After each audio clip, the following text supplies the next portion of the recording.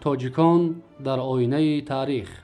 صحیفه توجیکان در آینه تاریخ از روی اثر پیشوای ملت محترم امام علی رحمان تهیه می گردد.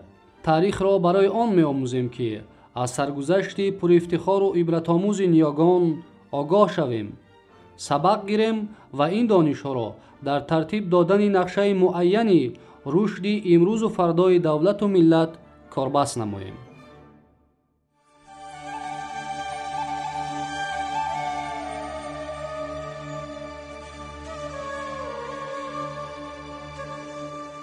صحیفه توجیکان در آینه تاریخ را از موضوع قنات مرد و ستون پایداری دولت ادامه می‌دهیم. از سالهای کودکی مردی را می‌دانم که اسب‌باز و اسب‌پرور بود. اسبی سمندی داشت بالا بلند و پیشانه قشقه و چشمانش چون چشمان آهو بازینگر. مرد این اسب را از آوان تایکوره بودنش دستاموز و پرورش نموده با تقلید رستم داستان رخش نام گذاشته بود. تای از سالهای اول با مرد آنقدر انس گرفته بود که از دنبالش به هر کجا میرفت و در آستان خانه ایستاده ساعتها برآمدن صاحبش را انتظار میشد.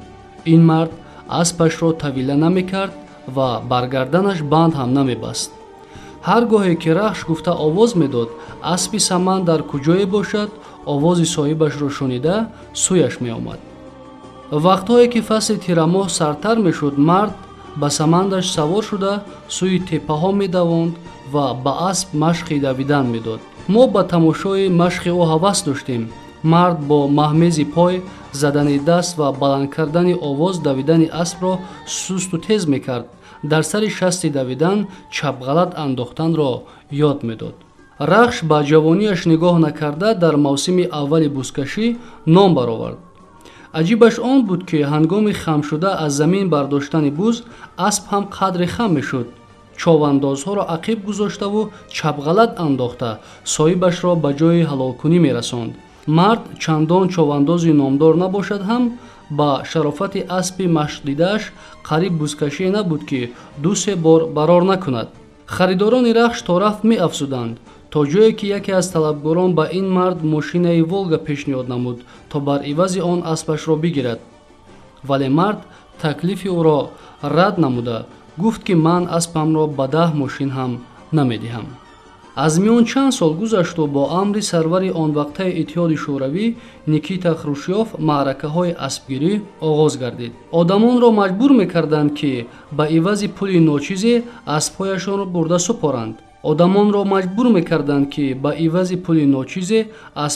را برده سپارند. آوازه بود که این اسب‌ها را کشته گوشتشان را در یخدان‌های کلان ذخیره می‌کنند.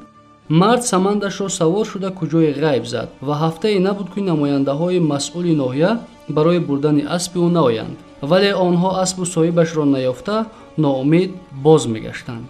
از قضا نقشه سپاریدن اسب بود نشد یا راهبر اول ناحیه به قهر و غضب آمد که چند سواره به گفتن این مرد یکرو و اسب سمند او برآمدند.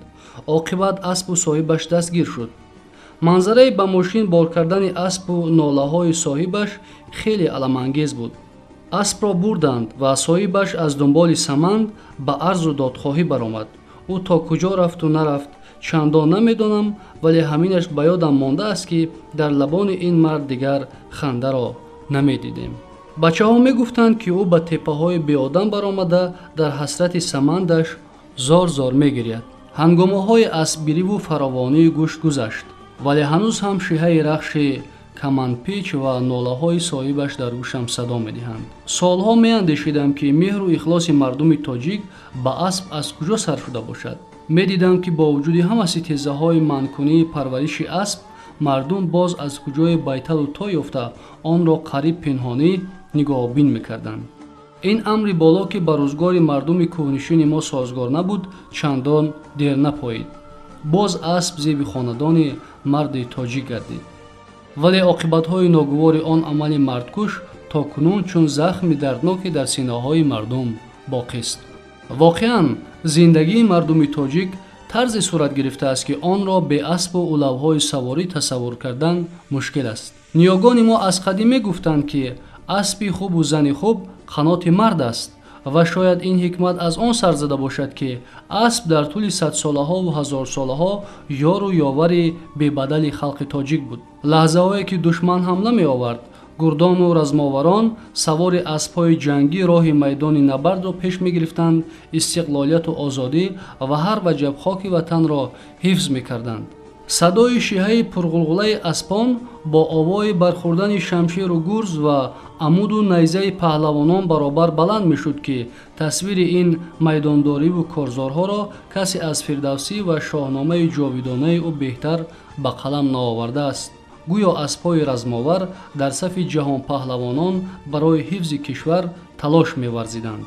асп дар тӯли асрҳо қаноти мардони размовару деҳқонони хокпош буда, рамзи устувории давлат ва осудагии кишвар ба шумор мерафт. зоти аспҳои почадарозу бидави бохтарӣ барои вусъат ёфтан ва устувор шудани давлату давлатдории бохтари қадим ва ташаккули миллати тоҷик хидматеро анҷом додааст ки заврақҳои бодбонии финикиҳо ва юнониён барои пешрафти баҳрнавардӣ ва инкишофи тамаддуну давлатдории юнону финикия кардааст. аспҳои бохтари урдуи лашкари савораро падид оварда боиси такмили яроқҳои ҷангӣ гардид, усулҳои ҷанг ва санъати лашкаркаширо тавсея бахшид.